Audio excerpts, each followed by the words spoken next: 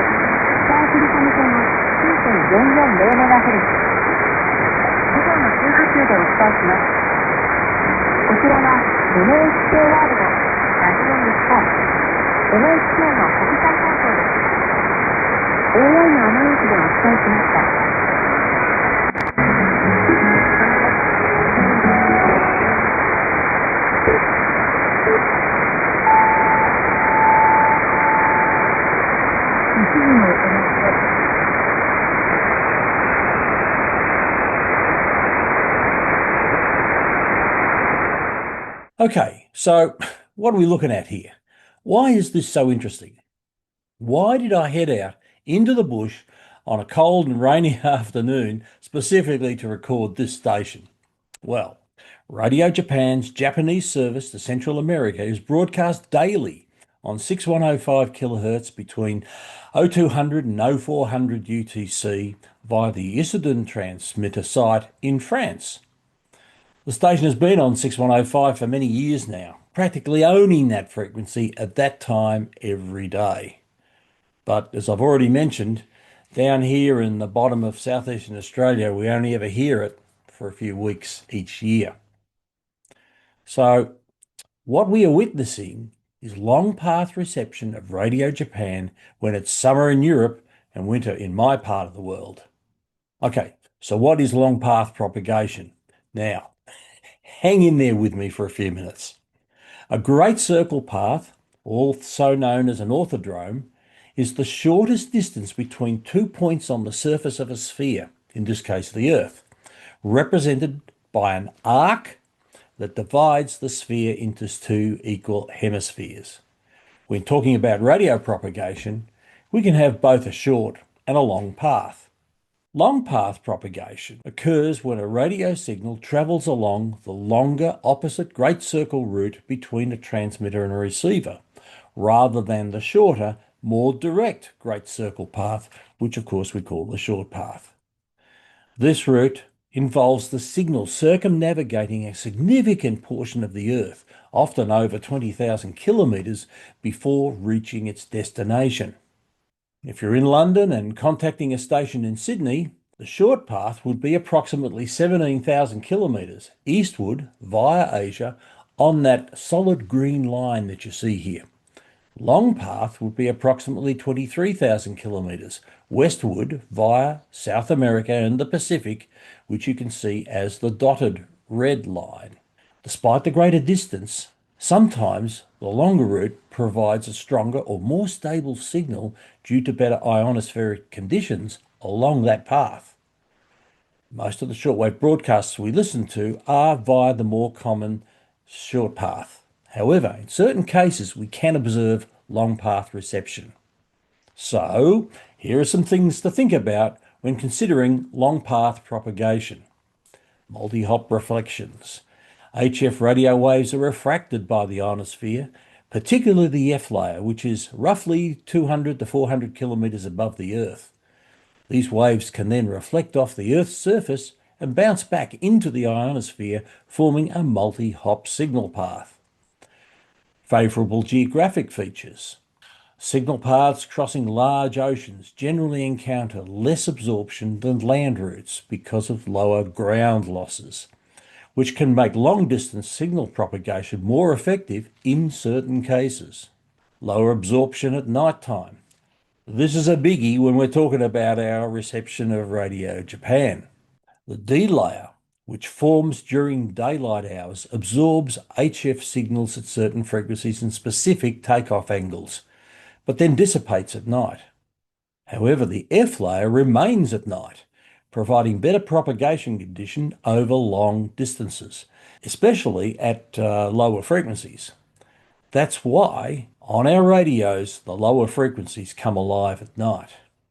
Now, when the short path passes through sunlit areas with high absorption, but the long path remains in darkness or twilight, this can result in clearer signals over the longer path than the shorter one.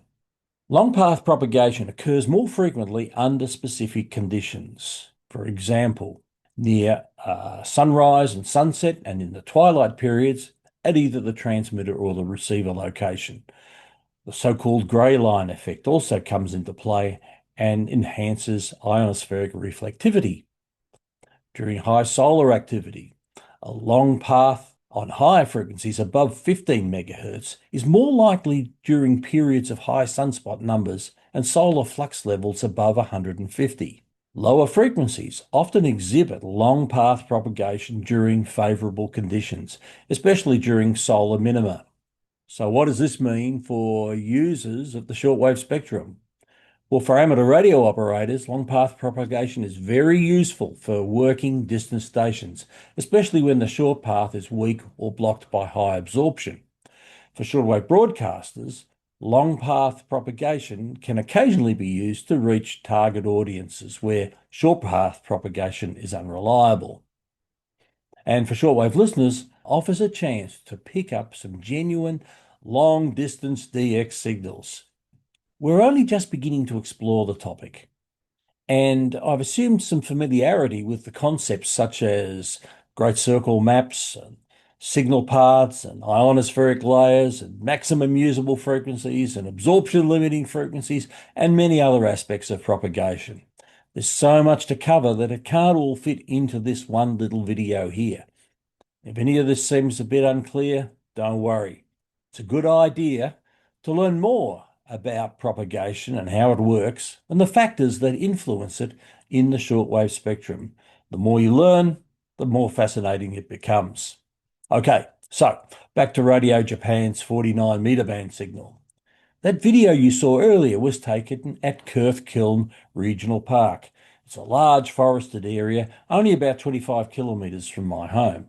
It's a fantastic spot for DX because there's hardly any man-made noise there, as you could see from the low noise floor on the RSP Duo receiver's waterfall.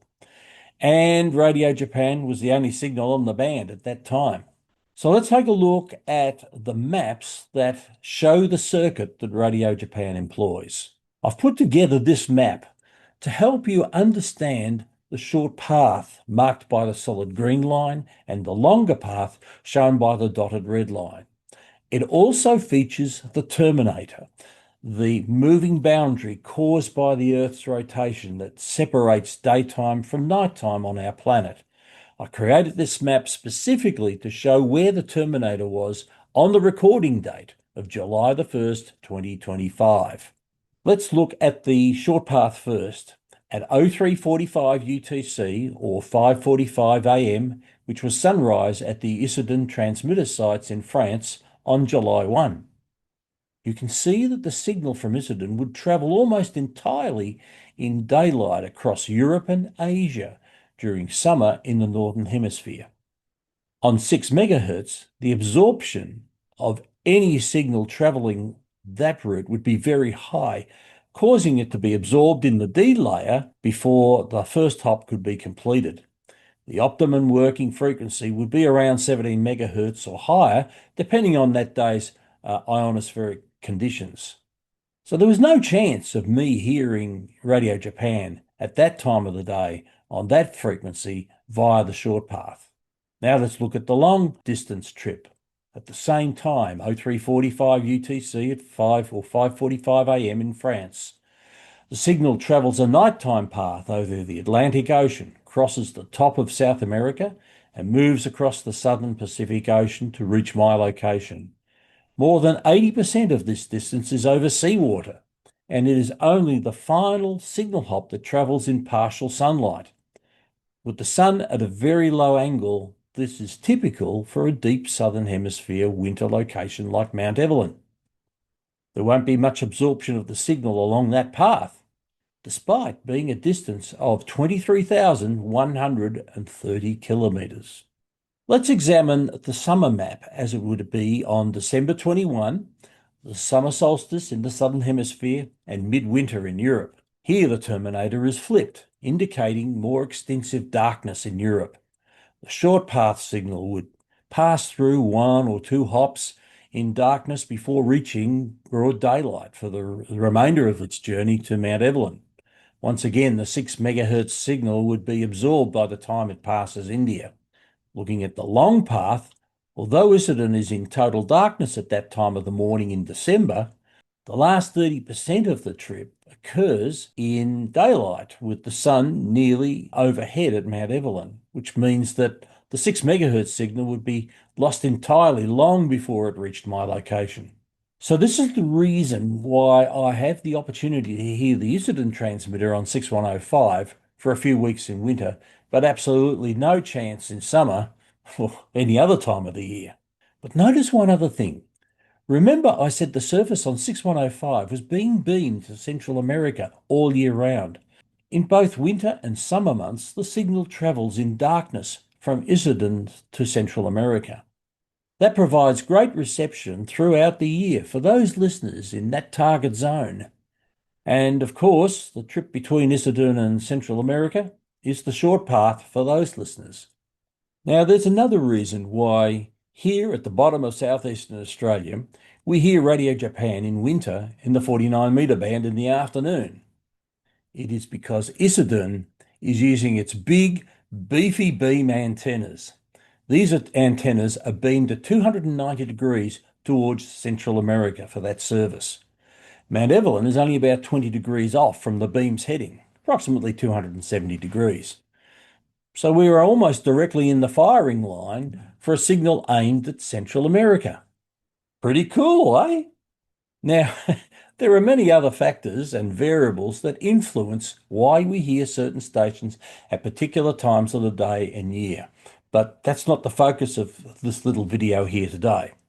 And remember, we are more likely to hear these signals when we are listening in areas that are quiet or have very low noise floors, as we saw in the video.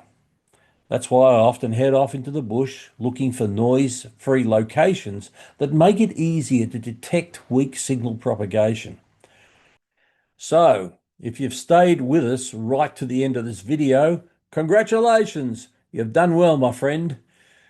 Remember, a basic understanding of propagation and how it works will help you make your DX listening pursuits much more interesting and successful.